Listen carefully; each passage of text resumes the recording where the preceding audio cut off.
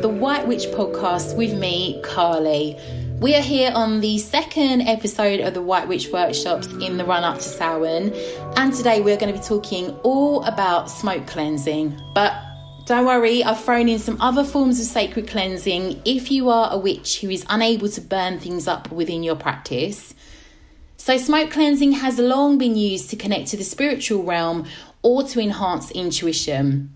If you are new to witchcraft and are yet to cast your first spell, focusing on smoke cleansing can be a great area to start within your craft, as really nothing can go wrong, and it starts to build something into your practice that you are likely to always need to use.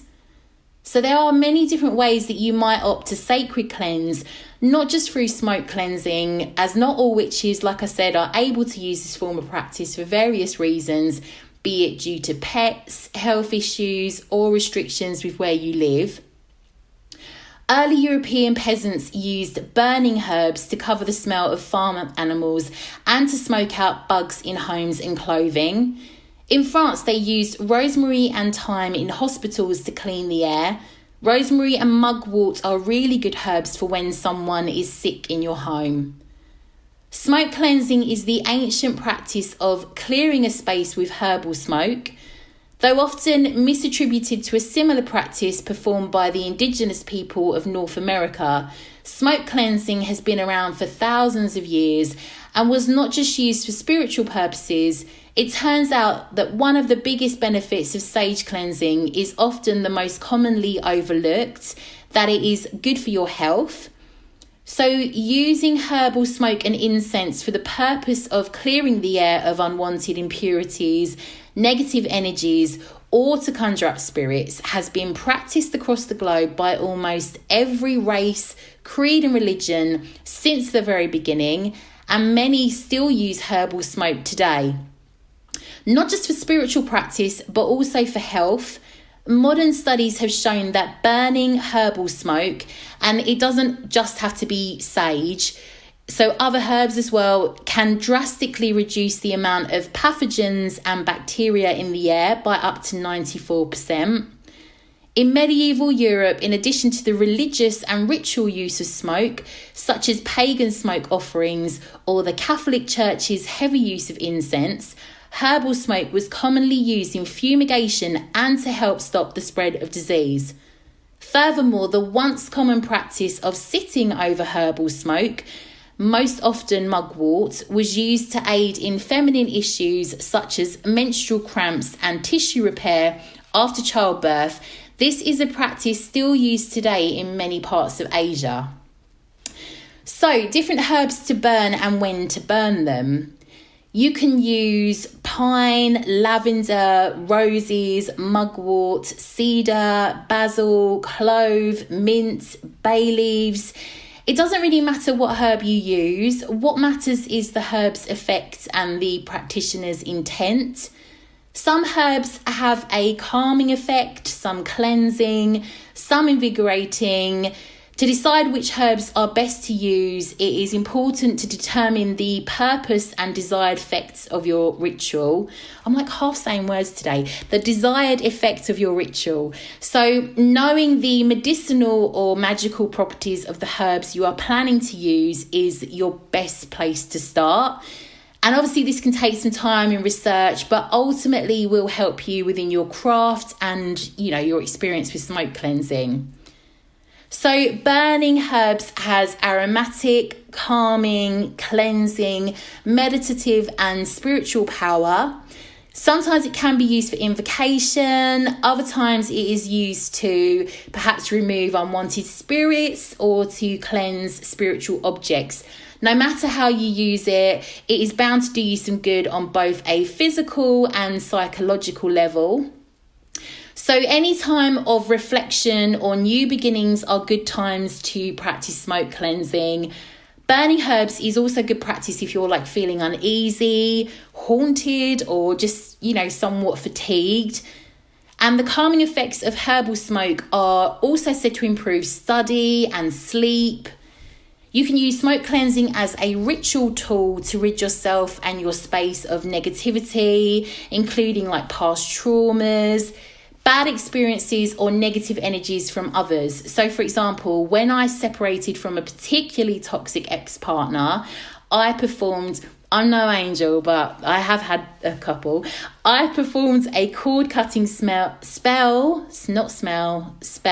and went on to sage cleanse my entire home, especially my bed and my sofa that we sat on, just to remove any of his energy. So if you have any concern with the negative history or energy connected to a new or unfamiliar object, smoke cleansing can bring you peace of mind and ensure the object becomes sacred to you.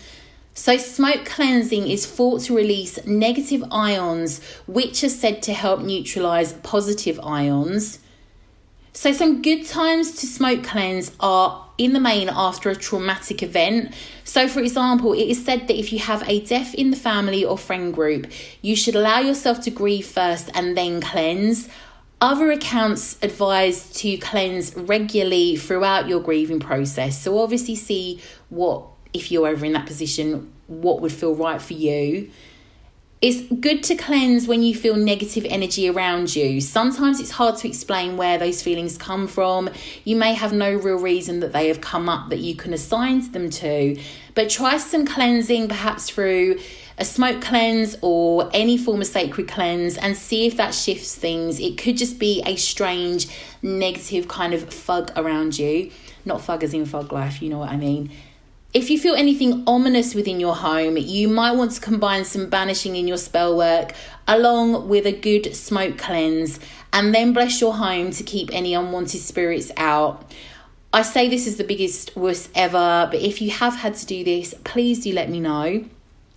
If someone negative has visited your home, you may wish to smoke cleanse throughout because you can remove their negative energy.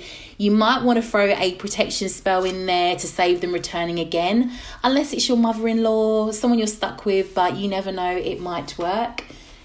So you might want to do the same if you had lots of people over. Even if you had a good time, it's good to just have a little cleanse to get the energy back to some form of stability. You might wish to smoke cleanse following on from an argument within your home, and removing that energy might help another not start up.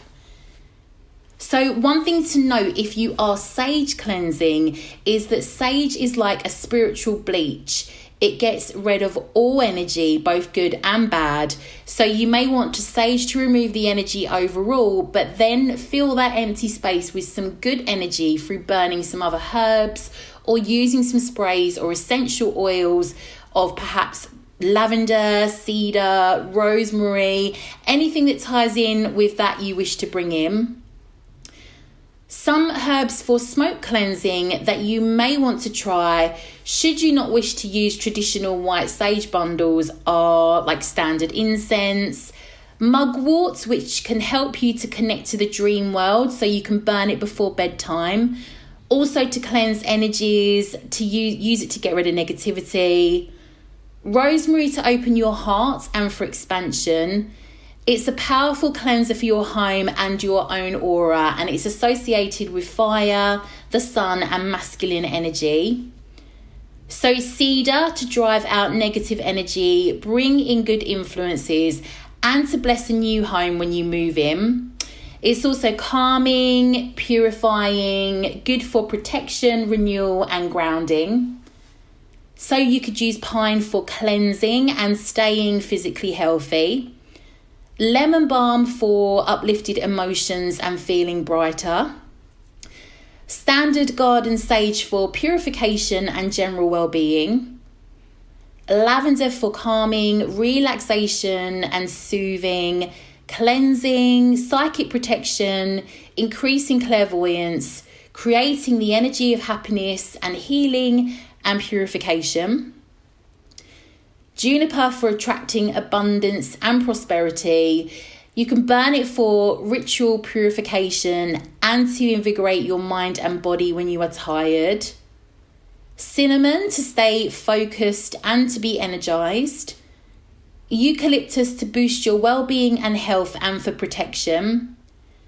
Bay leaves for a mood booster, protection, healing, and they're said to help with anxiety.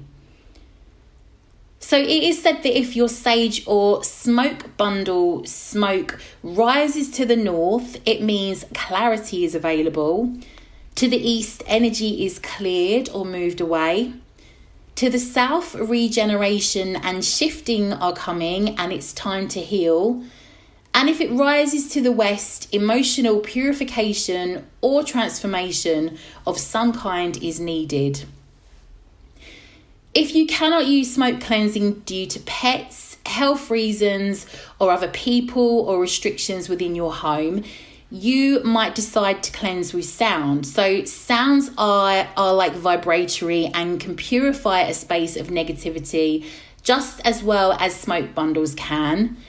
It's important to select the right sort of sound. So you might opt to use maybe like a singing bowl. This is something I would really love to own, but some of them are so expensive. So an alternative is to stream singing bowl music online. Other options for sound cleansing are high vibrational music, so such as meditation music, shamanic drumming, Celtic flutes. You might prefer nature sounds. You might want to use fireside crackling, sea waves. You might want to try wind chimes or bells.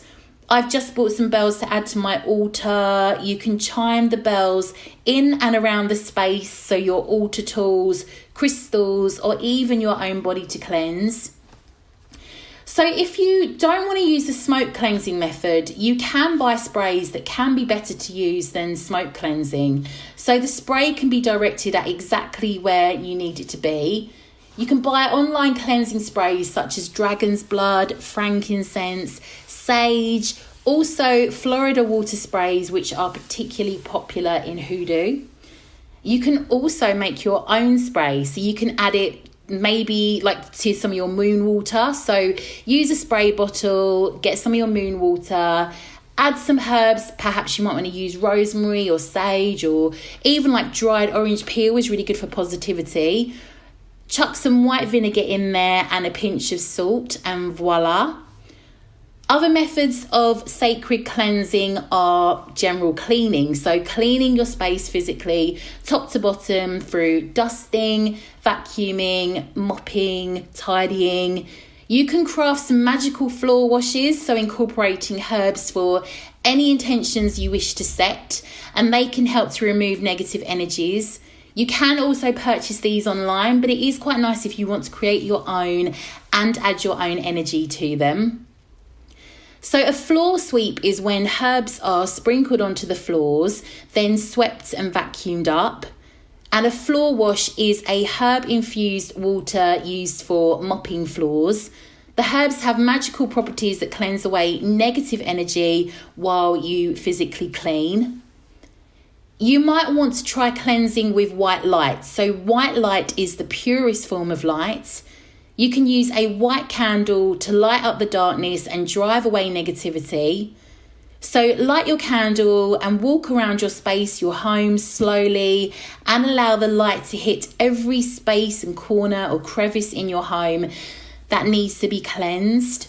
So once you've done that, let the candle continue to burn in the room you opt to stay in once you're done. Envisage the candle's flame once you've been around your entire space. See it burning brightly and lighting up your entire home with white light energy. So you might want to have a go at cleansing using essential oils. You might wish to add these to a diffuser. Essential oils come from the essence of plants, so any plants with a cleansing effect lend their energy in essential oil form. If you don't have a diffuser, you could add oil to an oil burner, or just add a few drops to curtains, windows, doors, and so on. So another way you might wish to try cleansing is magical sweeping. You may have a broom set at your altar that you might use, or even just buy a cheap broom at the store. Alternatively, you might wish to craft your own broom.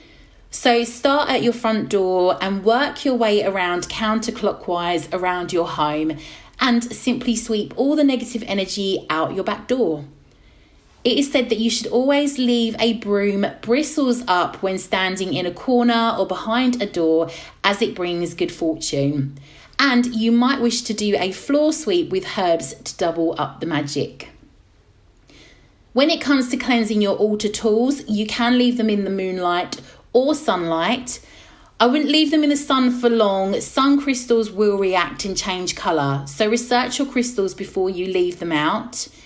If they are particularly sensitive to light, you literally want to leave them out for 30 minutes tops. Some witches will cleanse using rice or even salt, but again, some tools will corrode or be affected by the salt. Just consider what you are trying to cleanse.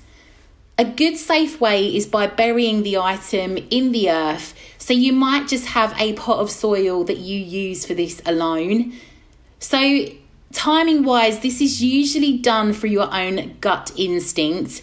I know witches to plant their items for a cleanse for 3 days if it is in serious need of cleansing. Some just for 24 hours. It's up to you.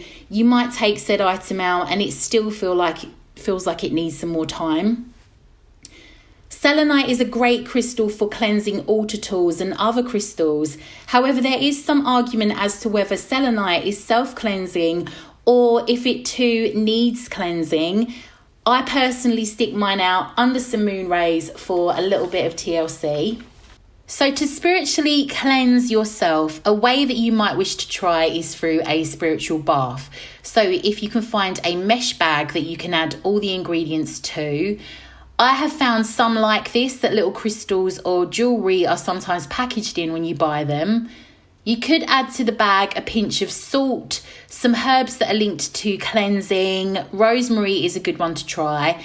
And add some cider apple vinegar to your bath, as this is good for cleansing the body, but also apparently for balancing out our lady parts for any of the female witches listening.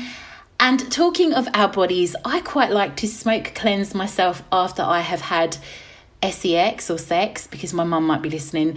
So to remove someone else's energy from me, just because that can be really sacred, you can pick up a ton of someone else's energy. But if my mum is listening, that hardly ever happens, and I have tons of sage, so don't you worry, there's nothing to see here. You could also cleanse yourself through sitting in the moon or sun's rays, and also via sitting by running water or a waterfall.